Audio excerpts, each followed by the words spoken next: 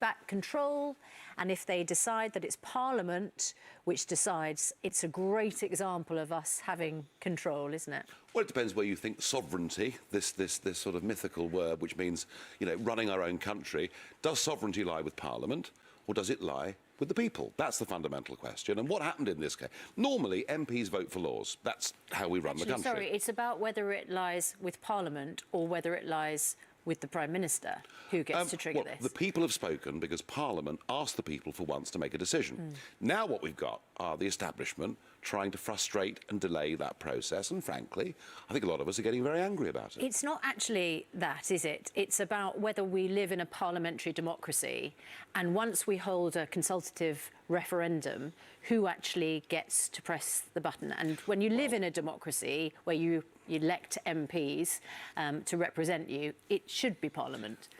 That's why we had a referendum, because just occasionally there's a decision where Parliament says, we're going to let you, the people, decide this one as opposed to us. Look, I mean, I'm frustrated by it because it's delayed the whole thing, as I see it, by months. However, I don't think it really matters. I'm assuming that this court judgment will uphold the earlier one and that Parliament will get a say, but I don't think it's going to matter.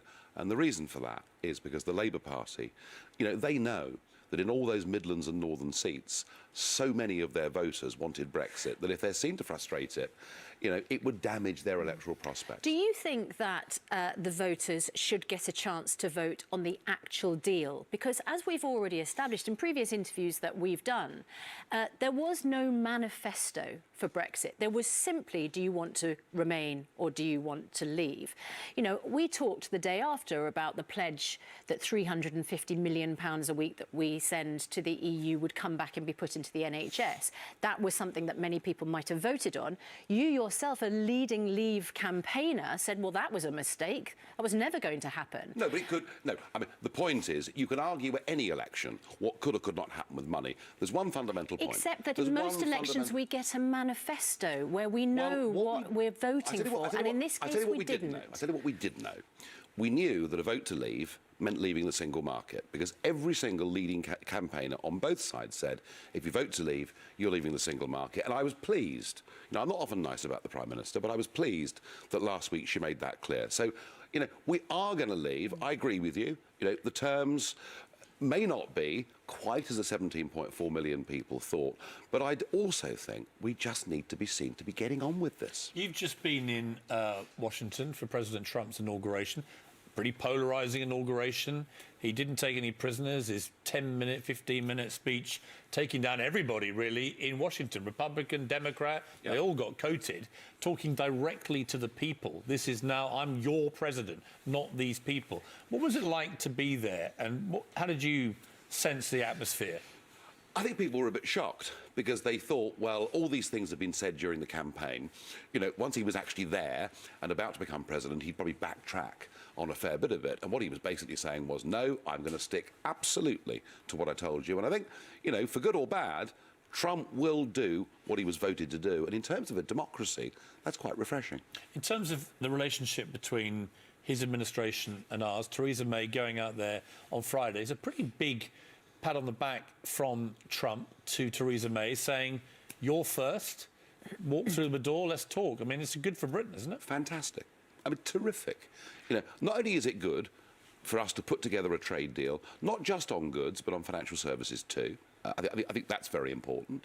I think in terms of working together, combating things like global terrorism, again, it puts us in the right place.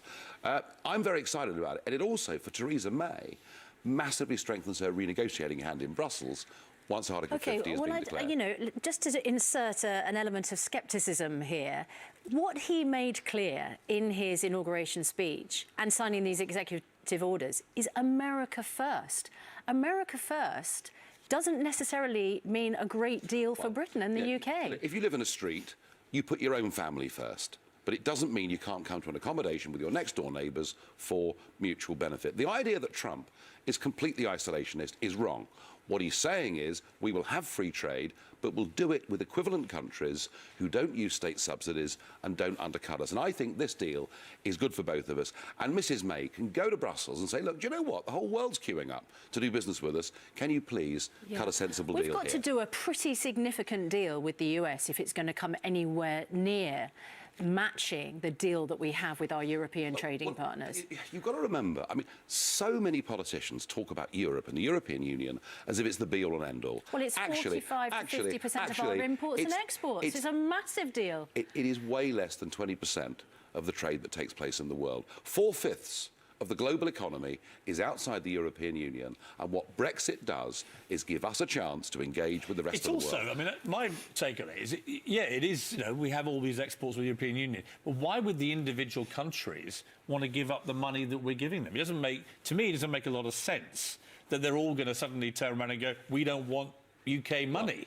I mean, the reverse, isn't it? I mean, bear in mind that the Bavarian finance minister has said how concerned they are about the damage Brexit could do, not to Britain, but to Bavaria.